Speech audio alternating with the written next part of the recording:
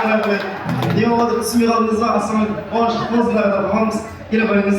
Мама келе қойыңыздар. Қуаныш құтты болсын тағы да.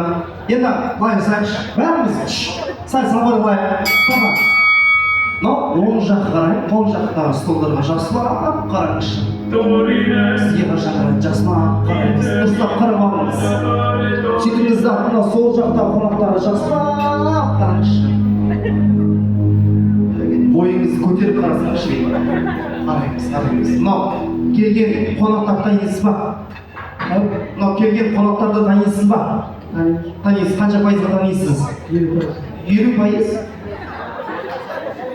Шын Бибінұрдың коллективі іштен кетпейді. Папамызбен танысып қойыңыздар. Ердің папамыз Бибінұрдың папасы.